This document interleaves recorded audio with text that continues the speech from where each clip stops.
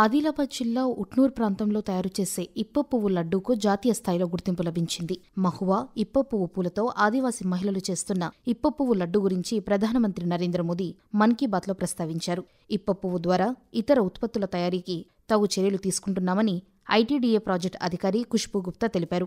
ఇప్ప పువ్వు లడ్డూలకు మంచి మార్కెటింగ్ సదుపాయం కల్పించేందుకు చర్యలు తీసుకుంటున్నామని అన్నారు.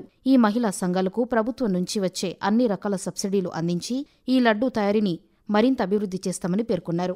జిల్లాలో ఉన్న నీటిపారుదల ప్రాజెక్టుల వద్ద supervisor control data acquisition SCCADA వ్యవస్థను ఏర్పాటు చేయనున్నారు. కాలువల దగ్గర, గేట్ల ఎదురుగా ప్రాజెక్టు ఆవరణలో వాటర్ రికార్డు సెన్సర్లను బిగిస్తున్నారు. వీటి ద్వారా ఆయా ప్రాజెక్టుల వద్ద వర్షం ద్వారా ఎంత వరద నీరు ఆయా ప్రాజెక్టులో వచ్చి చేరుతుందని ఎప్పటికప్పుడు తెలుస్తుంది. అదేవిధంగా స్కాడా సిస్టమ్ ద్వారా కూడా ఎప్పటికప్పుడు ప్రాజెక్టు గేట్ల నియంత్రణ, కాలువల పర్యవేక్షణ సులభతరం అవుతుంది. కంట్రోల్ రూమ్ నుంచి గేట్ల ద్వారా ఎంత నీటిని వదలాలని, కాలువల్లో ఎంత నీరు వెళ్తుందో స్పష్టత ఇస్తుంది.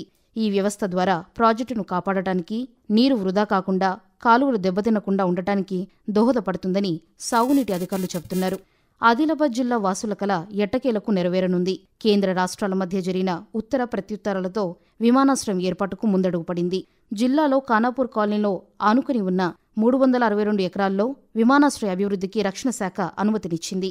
దీంతో పౌర విమానాలతో పాటు ఎయిర్ఫోర్స్ విమానాల రాకపోకలకు అనుకూలంగా ఉమ్మడిగా అభివృద్ధి చేయాలని ఇటీవల నిర్ణయం తీసుకుని ఉత్తర్వులు జారీ చేసింది. ప్రస్తుతం ఉన్న రన్వేను అభివృద్ధి చేయడం, మౌలిక సదుపాయాలు కల్పించడం, విమాన రాకపోకలకు అనుకూలంగా రాష్ట్ర ప్రభుత్వంతో సంప్రదింపులు జరిపి పూర్తి మార్గదర్శకాలు రూపొందించాలని విమానయాన శాఖ యోచిస్తుంది.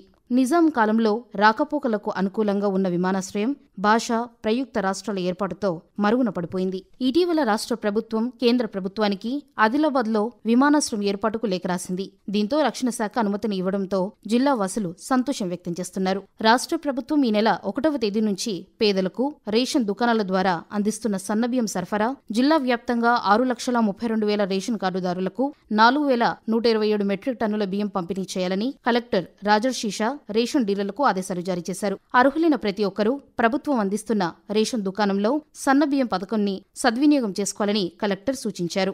Rajiv Gandhi institute of medical sciences RIMSలో గ్యాస్ట్రో ఎట్రాలజీ లేకపోవడంతో స్థానిక ప్రజలు ఎంతో ఇబ్బందులు ఎదుర్కొన్నారు. ఈ విషయం సంబంధిత అధికారులు ప్రభుత్వం దృష్టికి తీసుకురావడంతో ఇటీవల గ్యాస్ట్రో సేవలు ప్రారంభించేందుకు అనుమతి లభించింది. దీంతో RIMS సంచాలకులు రాథోడ్ జయసింగ్ RIMS అనుబంధంగా ఉన్న సూపర్ స్పెషాలిటీ ఆసుపత్రిలో ఈ సేవలను ప్రారంభించారు. ఆసుపత్రిలో neuro, paediatric, urology, ENT, cancer, psychiatric, plastic surgery సేవలు అందుబాటులో ఉండగా తాజాగా మెడికల్ గ్యాస్ట్రో ఎట్రాలజీ సేవలు అందుబాటులోకి వచ్చాయని, ఎవరైనా గ్యాస్ట్రో సంబంధిత వ్యాధితో బాధపడుతున్న వారు RIMSలో ఉచితంగా చికిత్స పొందవచ్చునని సంచాలకులు పేర్కొన్నారు.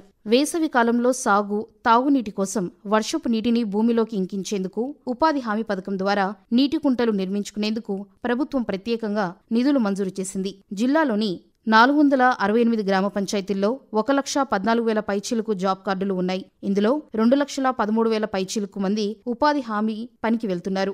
ఒక్కో గ్రామ పంచాయతీకి పంట పొలాల్లో నీటి కుంటలు, అటవీ ప్రాంతాల్లో సాగుకు అనువుగా లేని భూముల్లో తవ్వాలని ఆదేశాలు జారీ చేసినట్లు ఉపాధి హామీ APO రజనీకాంత్ పేర్కొన్నారు. భవిష్యత్తులో నీటి ఇబ్బందులు రాకుండా ఉండాలంటే ఈ నీటి కుంటలు నిర్మించాలని ప్రజలకు అవగాహన కల్పిస్తున్నట్లు ఆయన పేర్కొన్నారు.